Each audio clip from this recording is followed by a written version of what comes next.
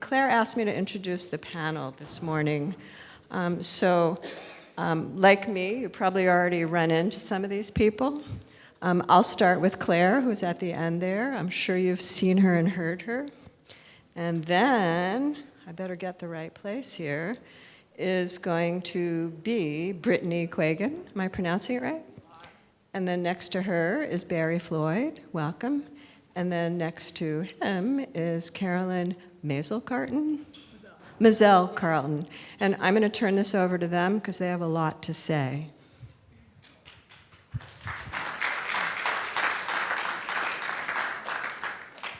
Thank you, everyone, and thank you to Marty Cindy for that powerful talk. Because this is a lived experience panel, I thought that I would talk a little bit before we begin with some of the experiences that I'm living with right now. So although I'm someone that no longer lives in a halfway house or a group home as I did in the past, I'm someone who still hears voices. They're still with me. So right now, I can hear two men talking. They're having a conversation. One of the men is feeling some fear right now. He's had to hold a lot of the fear and the pain in my life. And so right now he has some tension. But there's another voice of a man that has stepped in to soothe him and remind him that he's protected and he's loved. I can hear a child, and this child is laughing, but has also been a little bit tearful since we've been here today, impacted by some of the stories that he's heard.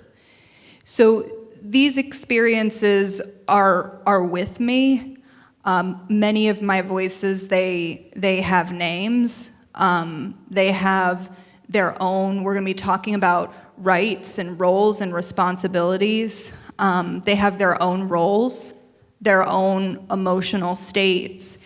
And as we talk on this panel about citizenship, I guess one of the things that I'm reflecting on is, what would a world look like if my voices were afforded citizenship? If they were afforded dignity? If their message was one, their very presence, let's start there, that their very presence was one that was valued by the wider community. What would my life have looked like if that has always been the case? What would my life look like if that was the case in spaces other than like my Hearing Voices Network support group? And I guess a wider question, because so many of us are expected to hide or deny our voices. That's probably been the experience of everyone on this stage. But probably everyone here has had to deny some part of themselves. Maybe an inner child, hidden, you've had to hide a fear or a grief. And my question is, what have you had to deny and hide, deny citizenship to in you to get things like a job or to get tenure, whatever that is that Larry was talking about yesterday? What have you had to deny? What have you had to deny to be seen in this world as the perfect mother, or, you know, a strong man, and all those strict gender roles? What have you had to hide, and at what cost? I think it's a question for all of us to ask, whether we have voices and visions or not.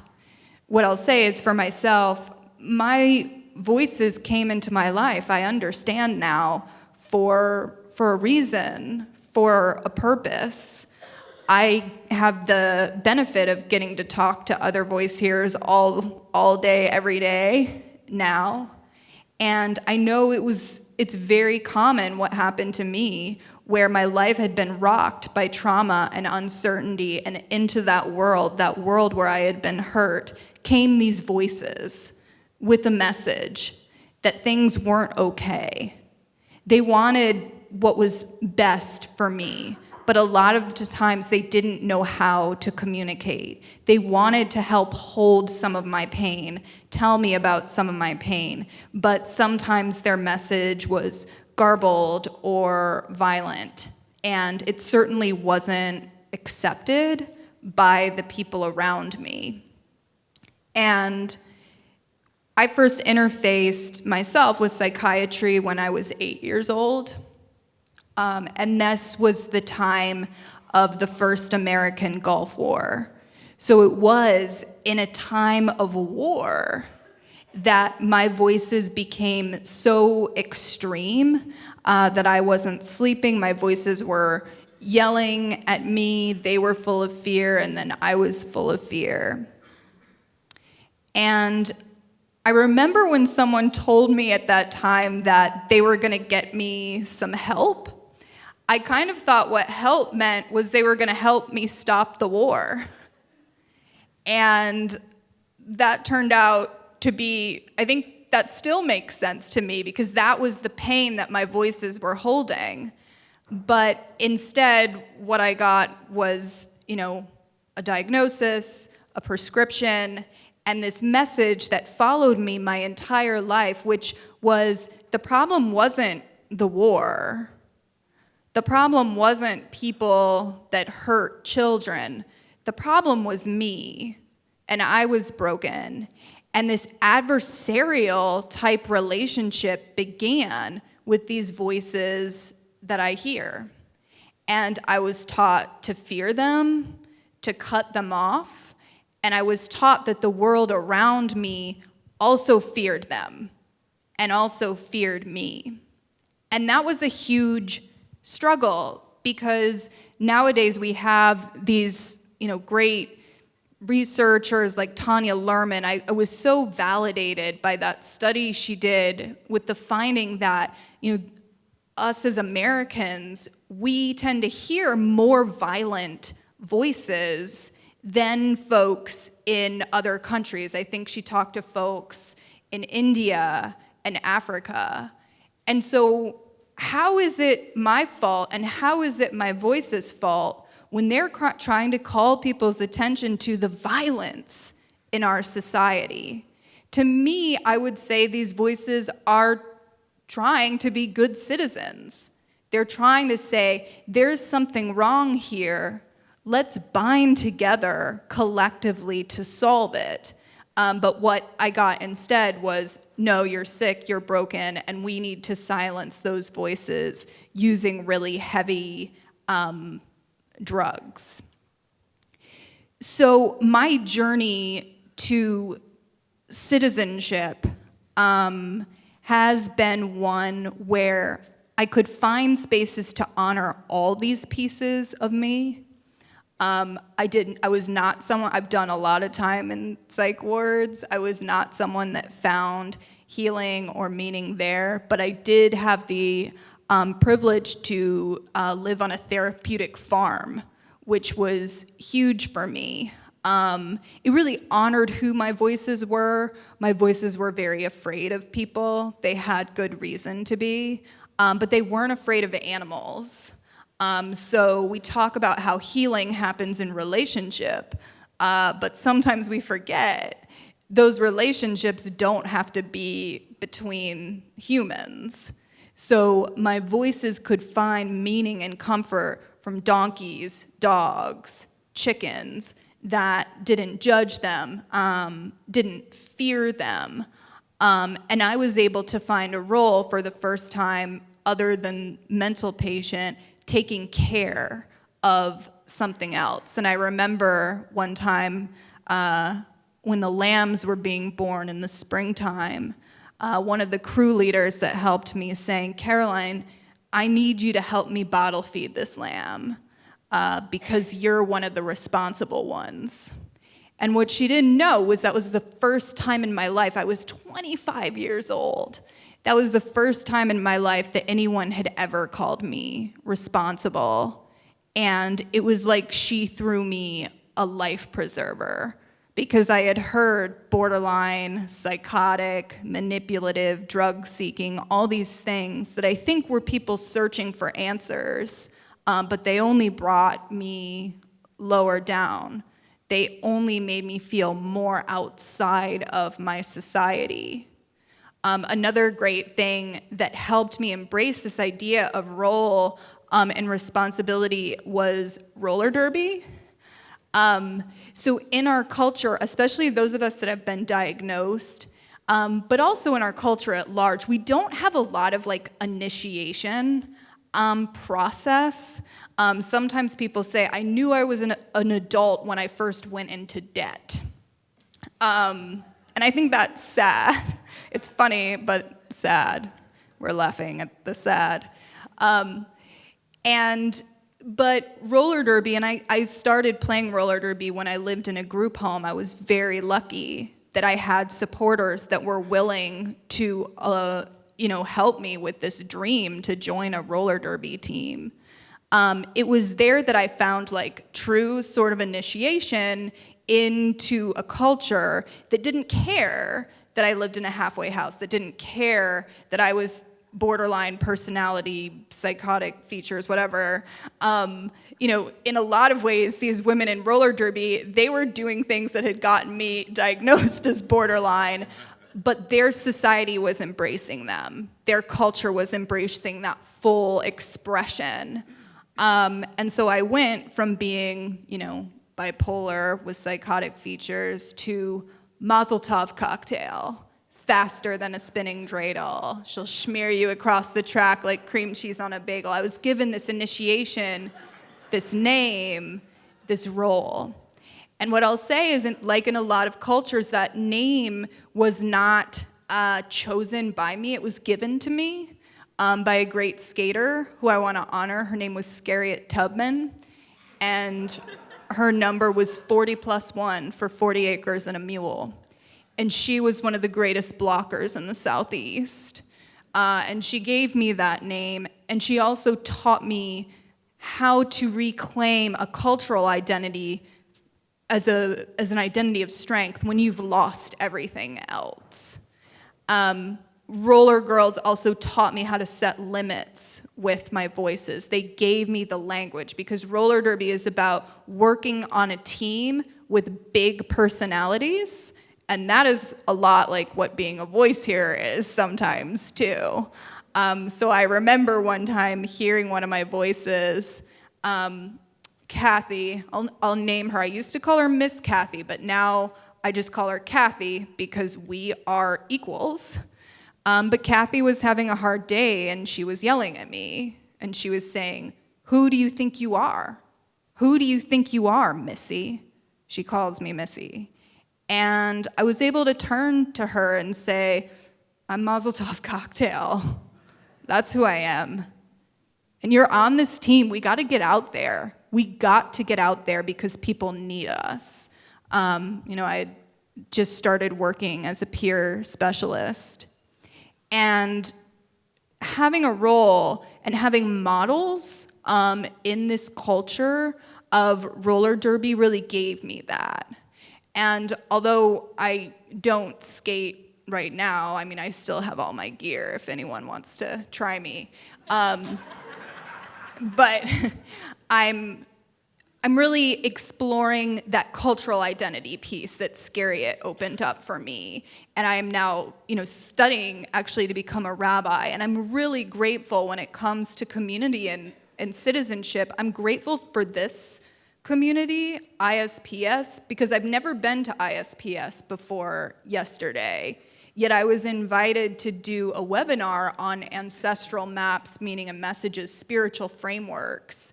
And I was able to share some of this process of honoring the spiritual components of many of my voices. And I'm really grateful for that inviting in to share wisdom, the wisdom that has been found in locked units in times of struggle, I really liked what Cindy Marty had said about their credentials being their tragedies transformed, and how do we honor that, and the prophetic tradition of that.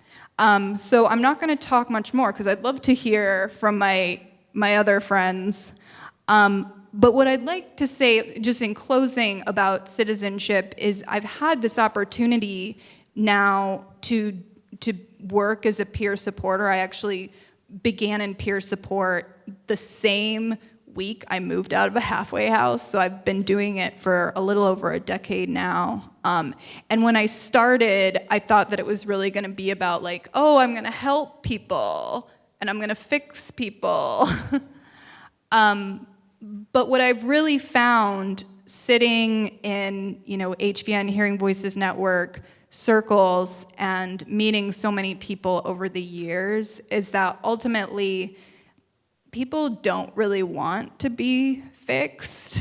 What they want, what they're craving so deeply, and what they deserve as human beings is to be accepted, and to be loved for who they are right now, whether their voices are loud or not, whether their voices are kind today or whether their voices are holding some pain today, to accept them and accept that experience as they are. People want that. And they also want to see me as I am. They want to be able to see me in my imperfection, in my struggle. People crave that. They crave that because it means that they don't have to try to be perfect too. So when we can see someone and love them anyway, when we can allow ourselves to be seen, I think that's then when we can bind together and sort of change the society that we need to make this a better world, and make us all have our rights as citizens be honored and have our needs met and have our voices be heard. So thank you for allowing me to speak to that. I'm going to pass it.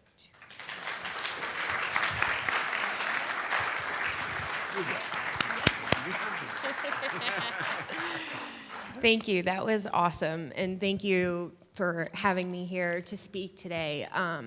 It's nice to have a platform to share your stories with people with like experiences, so this is awesome.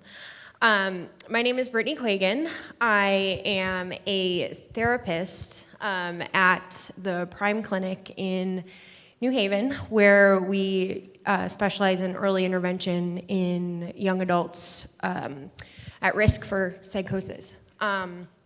I'm also the lab manager for Dr. Al Powers in psychiatry at Yale. And I'm also a person with lived experience. I'm a voice hearer with a slew of other experiences that I've had. I see all of my experiences, including my voices, through a spiritual lens, and I actually self-identify as a psychic medium.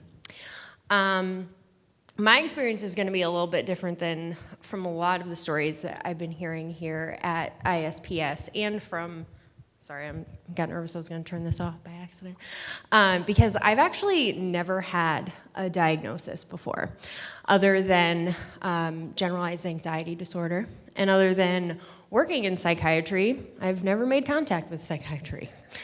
But I'll give you a little bit of backstory about what my experiences have been like.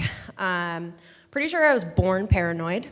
At the ripe old age of 2, we have video footage of me staring point blank into a camera at my father and telling him that the reason for my excruciating headache is because I'm convinced I'm pregnant, because I was always catastrophizing and continue to do so throughout my entire life.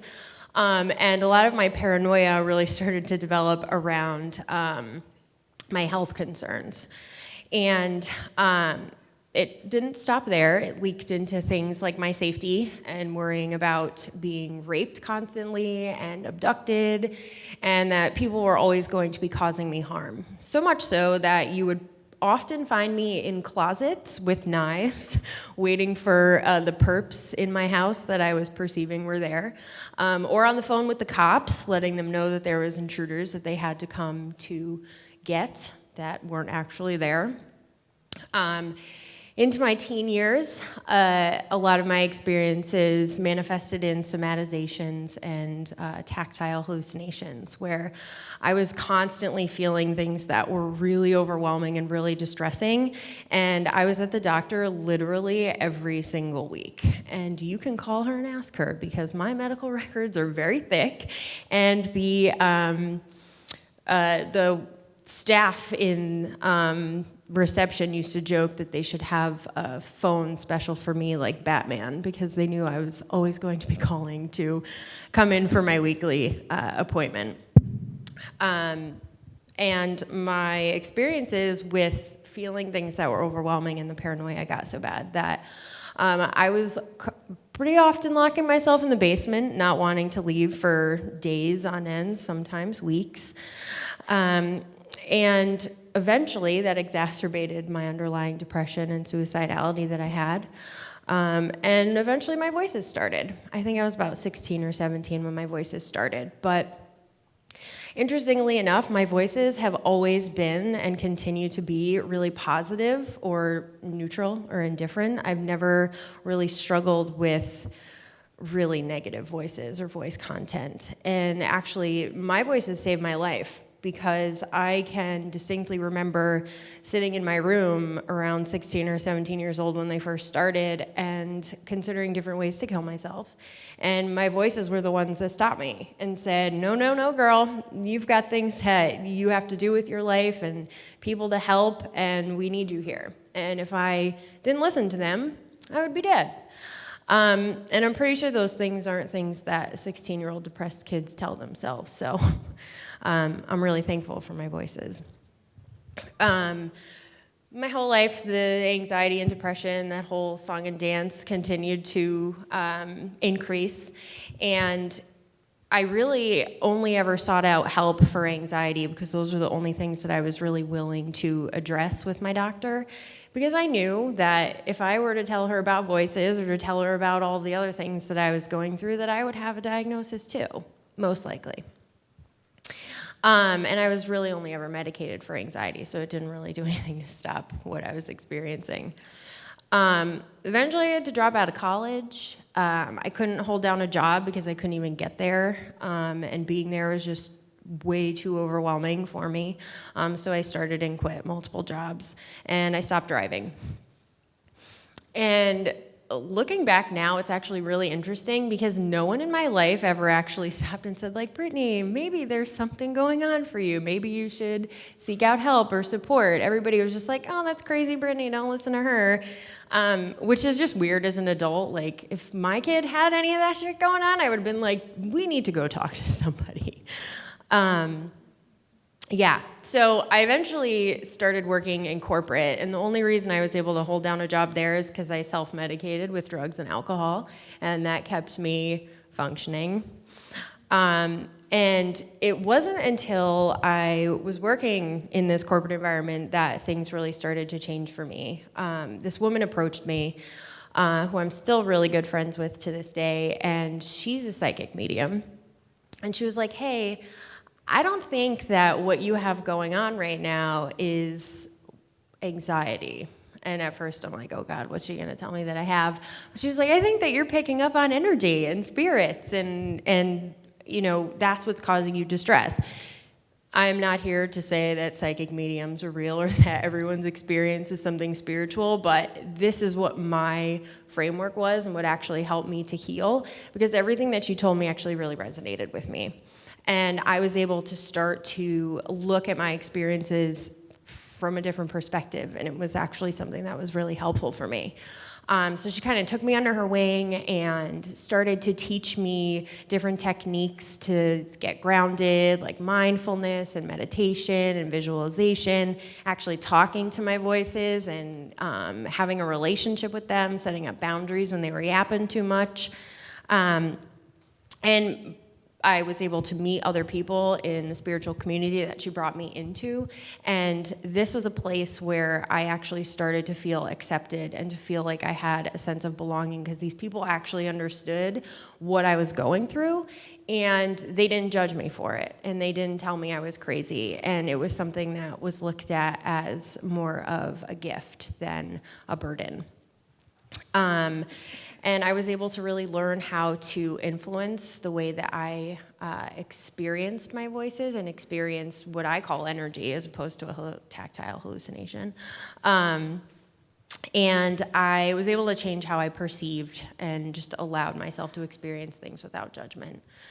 And it was life-changing, something that I was experiencing that is so often stigmatized in Western medicine as something that's like embraced in a bunch of other cultures and seen as something that's divine, which was badass. So it was literally like less than 2 months after meeting this woman that I got off meds and was actually fully functioning. Like, I wasn't having panic attacks all day long. I wasn't having intrusive thoughts all day long. I wasn't having voices talking to me constantly, telling me, that they were Suzanne's dead grandmother that needed to talk to her and tell her all the secrets of their family. I actually was just at peace and really, really, really felt understood. And I actually felt hopeful about my future. I wouldn't have been able to do that if I didn't forge the relationships that I did and have that sense of community and learning about spirituality and my experiences. And more so normalizing my experience and seeing that, other people can have them and still be functioning. So today I still hear voices, but only when I want to. I experience those somatizations, but only when I want to. And I only have anxiety when I have to public speak, like today. But I would have been an entirely different person had I not met her and met that community. I often think about what life would have been like if I didn't have that. And while I don't try to say that I'm a good psychic, I'm pretty confident that I can predict that things would not have gone as well for me. And I also can't help but think how many hundreds of thousands of people might also be having experiences like mine and either end up with a diagnosis or on medication. And there's a lot of other steps that we can take before we get there, like learning those techniques that I learned and having a sense of community and normalization.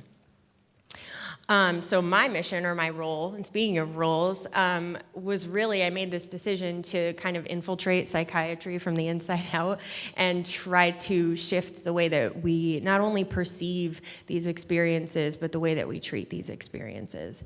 And that's exactly what I'm doing today, because these things aren't just possible, but they're teachable too. We can teach them to our clients and our peers. So just to give you another brief little snippet about where my life ended up, in 2013 I left my corporate job and I opened up a spiritual healing center, and I got my master's and became a therapist. And during that time I participated in a research study at Yale on people with lived experience, specifically with voices, where I met Dr. Al Powers. And my voices actually saved me again with this one, because I was laying in bed minding my own business and they were like, call Al Powers. And I'm like, who the hell is that? And they're like, the doctor from the study last year. And I was like, for what? And they were like, your clinical hours. And I'm like, okay. So I emailed this dude like, hey, not sure if you remember me or anything. I was a participant in your study.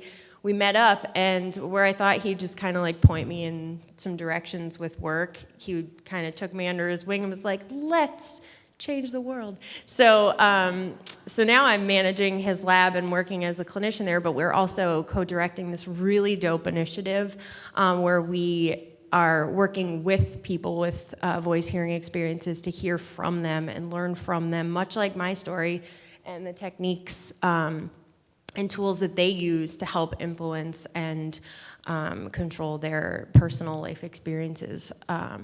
So that way we can use that to actually help change the way that we treat people with these experiences. So I'm really pumped about that. So again, my story is a little different than a lot of people's because I didn't have to go through the struggles that they did in the system. And you know, a huge part of that's the way my story panned out. I was super distressed by everything, but I ended up having the resources that I needed to be able to heal and to be able to learn from other people with lived experiences. Also helps that I have white privilege and my parents came from middle class and I had the money to be able to go to all of these healing retreats and do all the things that I wanted to do healing wise. And I had the right support systems around me.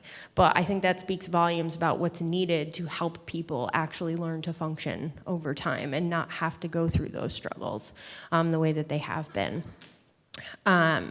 So yeah, I think that's really what I want to end on is that I'm super proud of the experiences that I've had and where they brought me and how I can hopefully play a role in helping to bring that healing where it needs to be in the mental health system. And yeah, and I want to just thank people on this panel for being so awesome and being peers and big life changers for other people who need it and everybody else who's here today. So thank you very much. Oh yeah, long guy.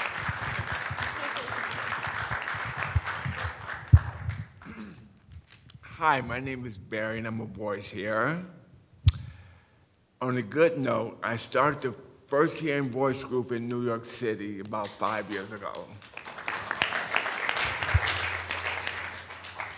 And about myself, I grew up in Detroit, Michigan, and I had 3 brothers and 3 sisters. I was the middle child. And the middle child is the one that has all the problems, which actually turned out to be true, actually. I had all the problems. But anyway, my voice experience started when I was 3 years old, because my sisters used to tell me, they said, Barry, what are you doing? I said, I'm talking to my voices. We just hanging out, just doing things, whatever a 3-year-old say. I really don't remember. But they said I was always talking to my voices. As time went on, I used to have fun with my voice. They were nice voices. You know, I was very creative. I used to build models and everything. It was like my friends, because I was like an introvert. I spent a lot of time by myself. And 3 brothers and 3 sisters, I never remember to this day eating with them. But we all grew up together. I don't remember that type of relationship with them. But they were there to tell me. I really don't know, but they were there. As time went on, back in 1967, a riot broke out in Detroit. And that's when my voices came so pronounced, it made me crazy. My father said, never hate the white man. My mother said, your very own people will turn on you. And so it's like a mixed message there. When the riot broke out, I lived in a middle-class neighborhood. A truck came up the block that took all the white people off my block. I ran down and said, Ida, Judy, where you going? And the guy raised his rifle at me and said, get away if I blow your freaking head off, nigger. And everybody turned their head away from me, and I felt betrayed. I went back home. I didn't talk to nobody about it. I watched the black people literally burn up my neighborhood. They burned up the stores. They burned up the pharmacy. I used to get my mother's medication at. It was actually a mess. And then when you speak of community, I had no community. It's like the Black Panthers were dismantled. I was trying to be a Black Panther, get inducted into their organization. I found myself by myself with nothing but my voices. My voices were very mean to me.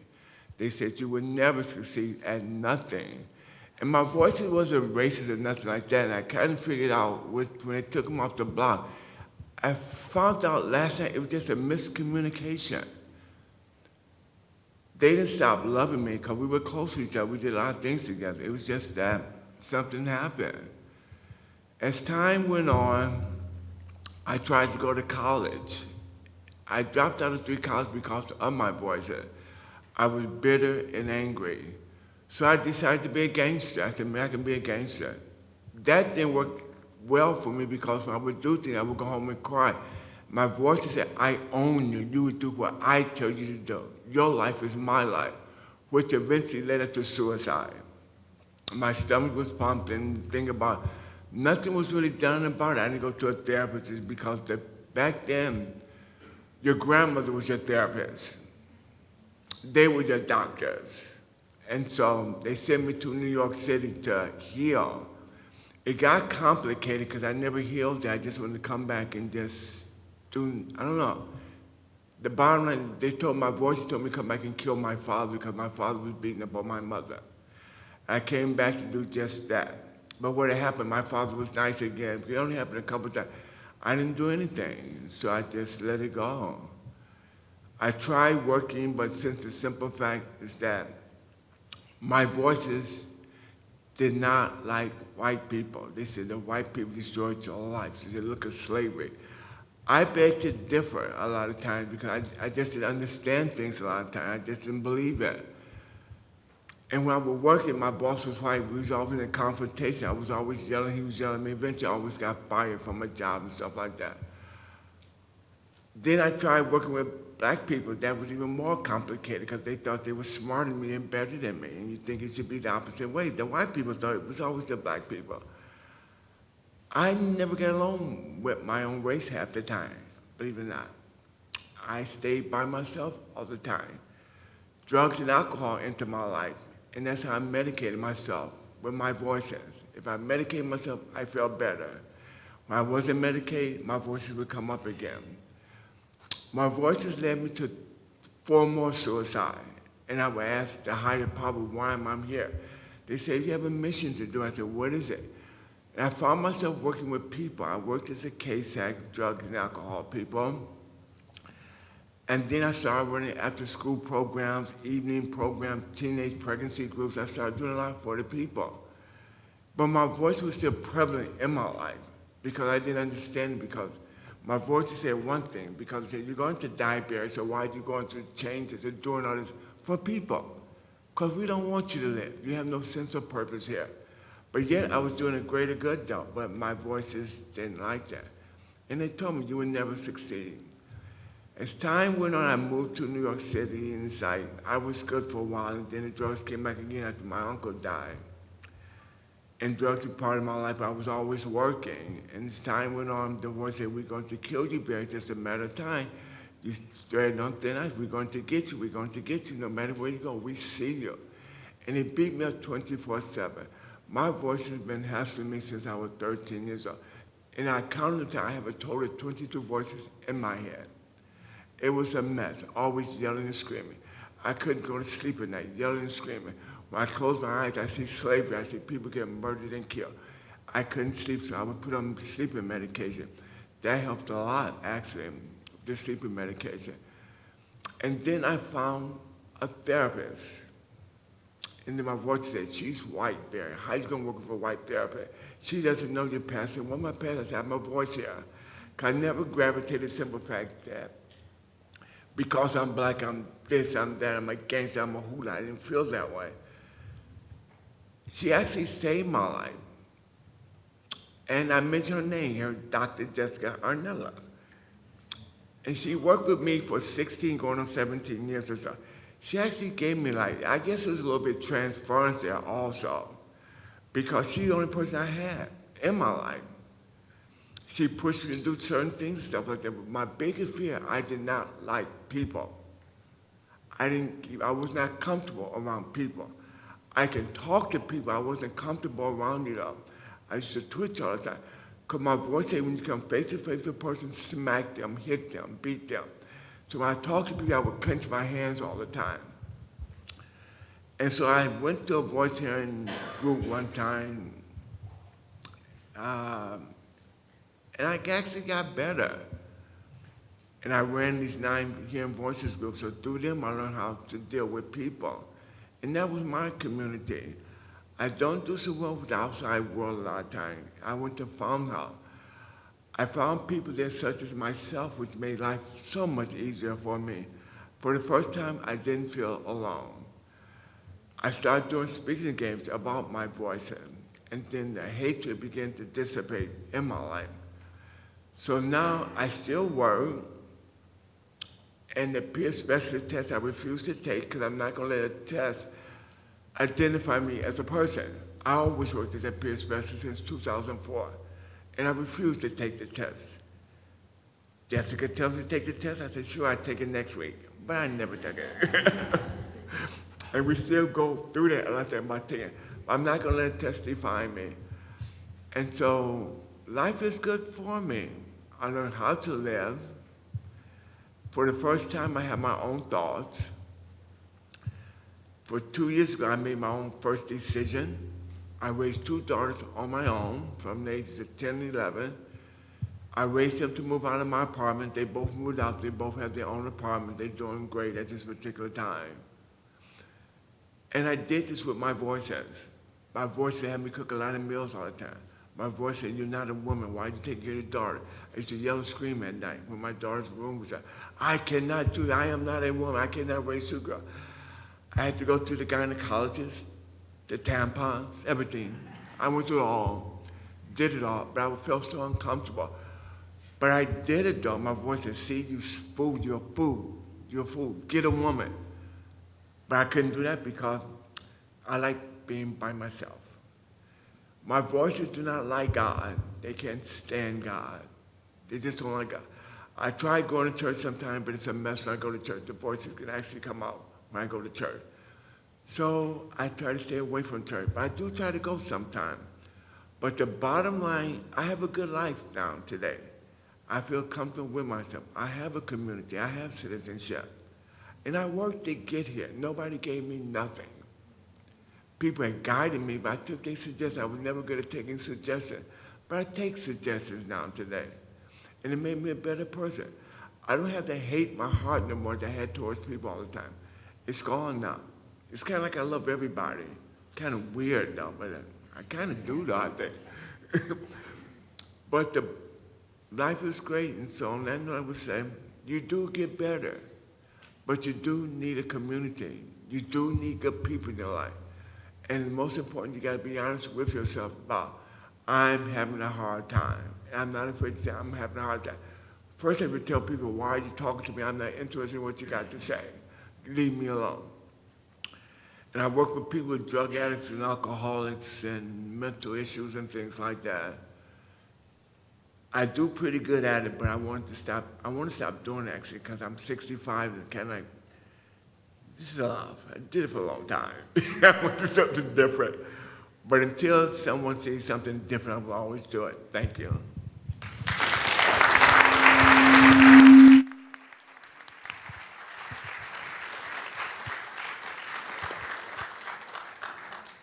Thank you all.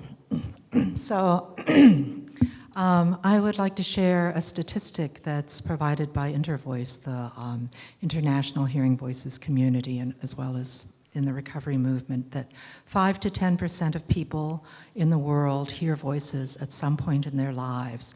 A third of those never enter the psychiatric system, like Brittany, or people of faith who equate their experiences with talking with that which we know or believe to be God. A third enter the psychiatric system, are treated once or twice, and recover through support and compassionate psychotherapy, and are never heard from again. And that it is the remaining third that becomes entrenched within the system because they do not have the advantages that a lot of people have. I fall in the middle third, and I would never have been sitting up here speaking before you had I not been sent to the organizational meetings of Nam Elm City, then begun writing a memoir which is available for sale, and then becoming involved with the Hearing Voices movement. That has transformed my life. Through ISPS, which has also been hugely transformative, I met Françoise Davoine and Jim Gorley and Jessica and so many other amazing people in this organization. And also through this work was able to meet Dr. Ralph Hoffman, who was a mentor to Al Powers, and Phil Corlett, whom many of you met on Friday. So Françoise and Jim encouraged me to explore familial trauma. So I will speak to privilege and privation and difference. And there, of course, because I have almond-shaped eyes, there is racism involved. So I'm an immigrant, the youngest, and I'm going to read because otherwise I'll go way over and there will be no time for Q&A. I'm an immigrant, the youngest of 3 sisters, and I came to the United States with my family when I was 3.5 years old. My family was able to come to the US thanks to the Aid Refugee Chinese Intellectuals Program, established in 1952 by the Eisenhower administration to prevent brain drain from communist China to the Soviet Union. Under the auspices of the ARCI, any American-trained Chinese who could find a sponsor was able to come to the United States. My father qualified because he'd received a PhD from Brown University in 1932.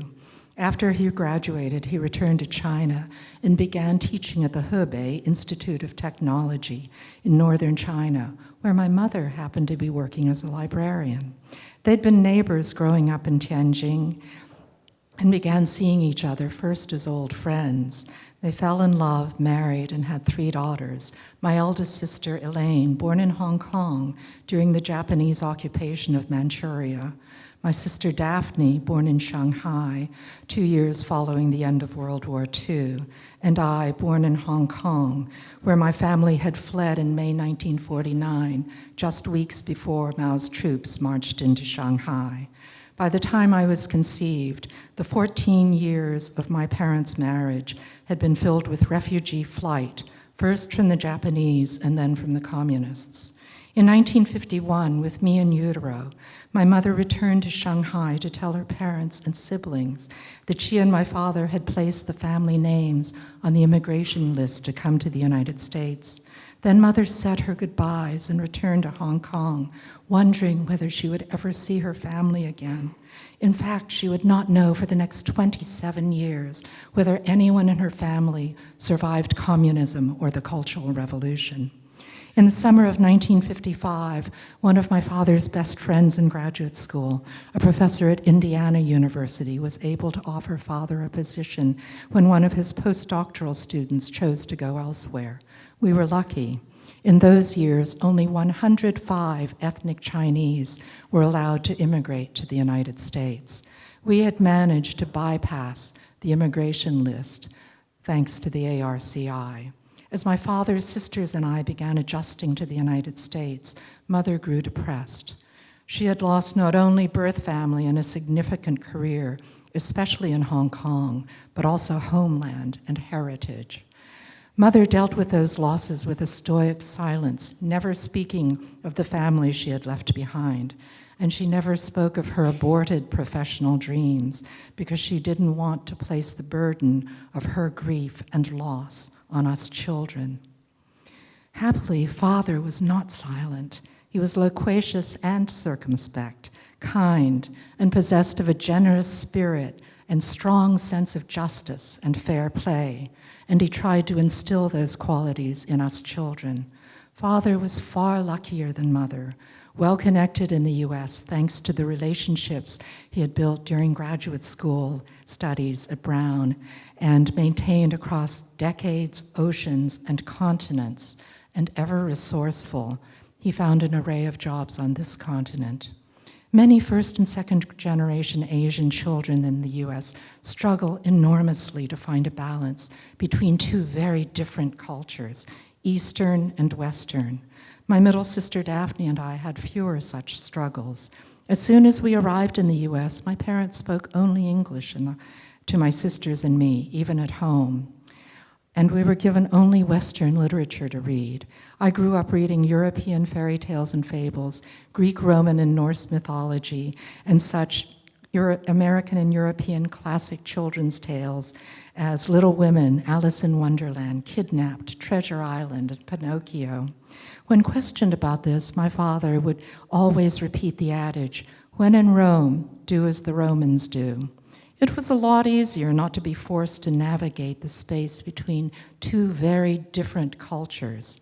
While I deeply regret being so absurdly ignorant of Chinese culture, I do thank my parents for having given us the gift, the right to grow in the way that we felt most comfortable to us in our new homeland.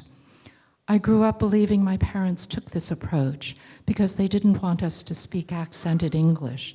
They thought, correctly I think, that if our English were very good, we would be better accepted in the West. I think my parents' belief came from direct experience, originating with my grandfather, who was the first Chinese student to matriculate as a freshman at Brown and actually to graduate in the class of 1912. He studied economics and political science. Prior to entering Brown, grandfather studied English for a year at Cornell. But even with pretty good English, as one of only a handful of foreign students of color, much less Asian at Brown, he must have faced extraordinary condescension, if not outright discrimination. So when my grandparents returned to China, they decided to send all 7 of their children to American missionary schools. Mother and her siblings also went to American missionary schools. My grandfathers, both bankers and neighbors in Tianjin, knew that the West held the future. I'm grateful for my very good English. I think it's been a factor in my resilience. Even if my almond-shaped eyes brand me as perpetually foreign, my English challenges that initial assessment.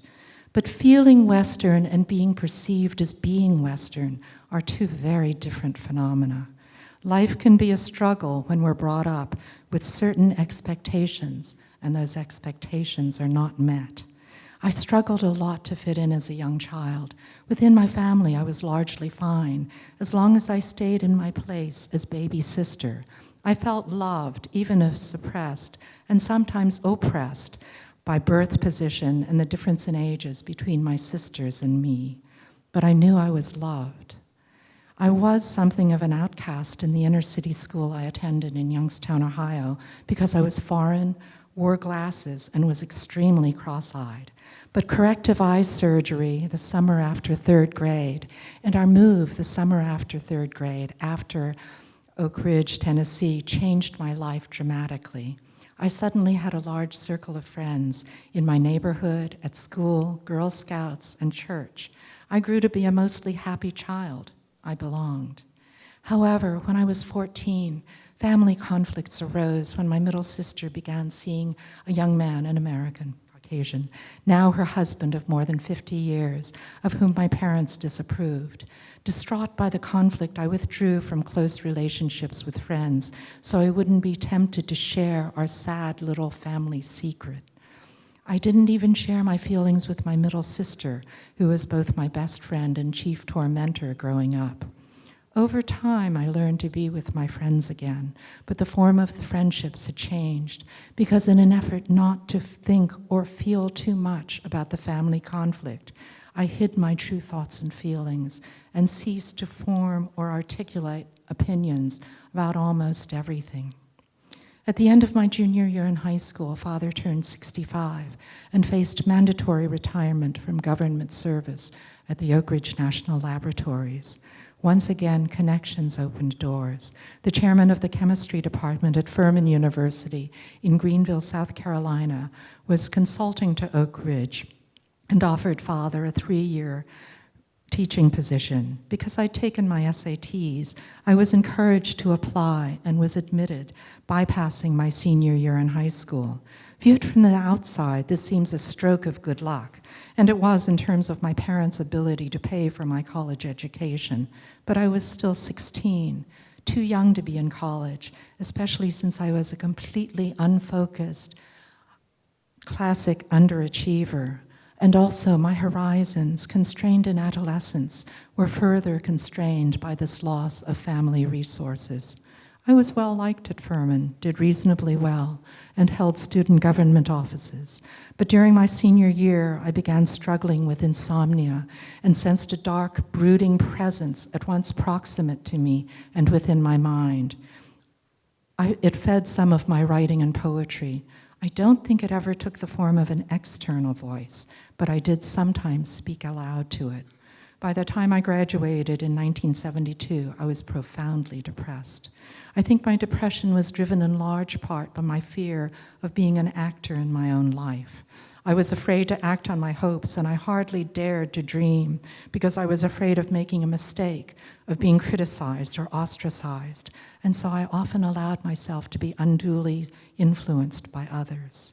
In the fall of 1972, I moved to Boston and, to my parents' horror, began seeing a third-year psychiatric resident whose warm and gentle guidance helped me begin to consider who I was and who I wanted to be in the context of family, friends, and the world.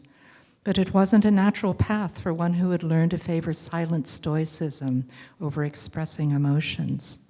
I walked out of therapy the week Dr. M asked about my relationship with my mother.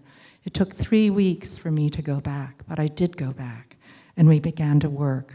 Over time, I was able to make my peace with Mother. That first positive experience established my custom of seeking therapy whenever I felt distressed.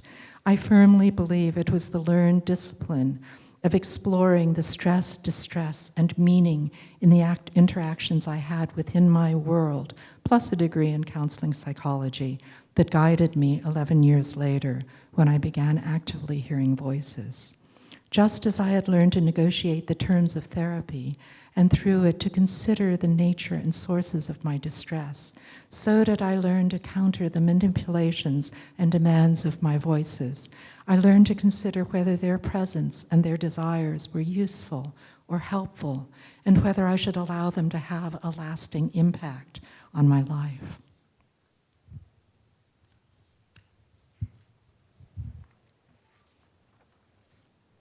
Since 1983, when I first began hearing voices external to myself, was hospitalized and diagnosed, I've had 3 extended periods of active voice hearing, 1983 to 84, 1989 to 92, and 2006 to 2007, and continue to live with sometimes distressing symptoms.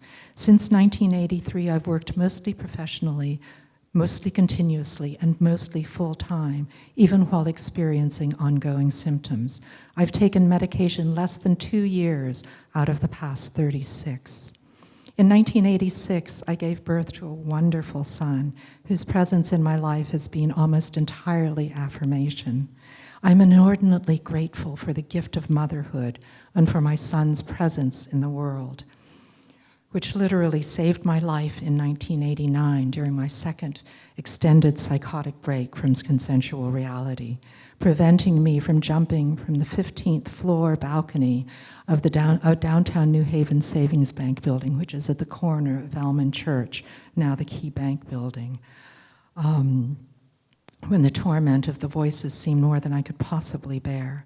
As I stood at the railing of the balcony, I remembered how racked with grief and guilt I'd felt when my cousin Jean committed suicide, and my physicians felt that that was the precipitating cause for my beginning to hear voices external to myself.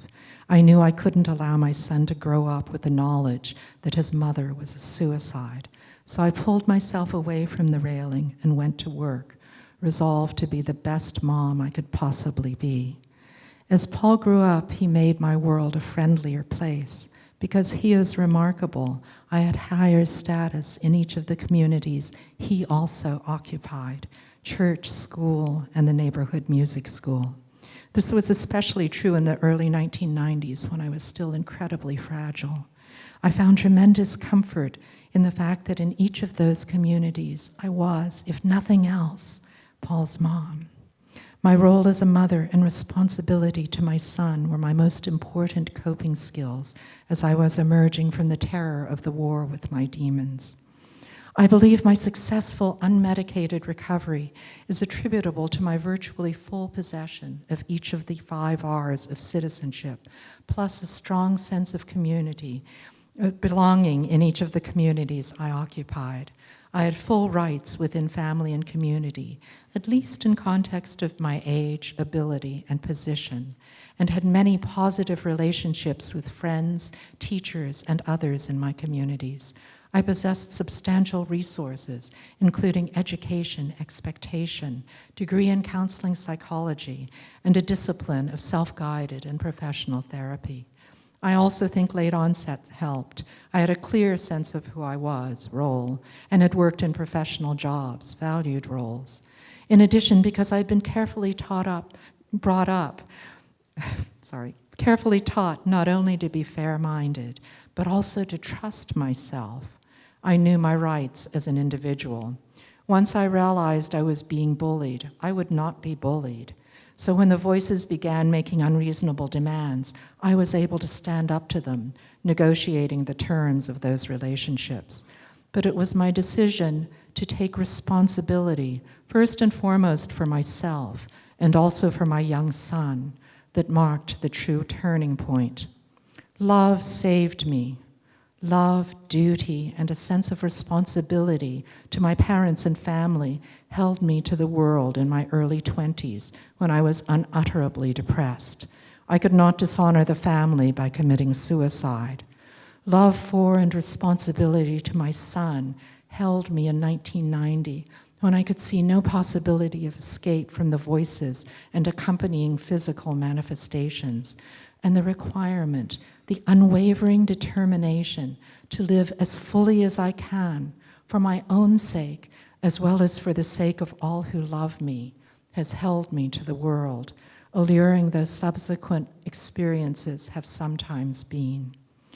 I believe the determination to live in the world is itself an act of love, not only loving others, but also loving and forgiving oneself for the seeming indulgence of feeling pain, outrage, anger, and even grief.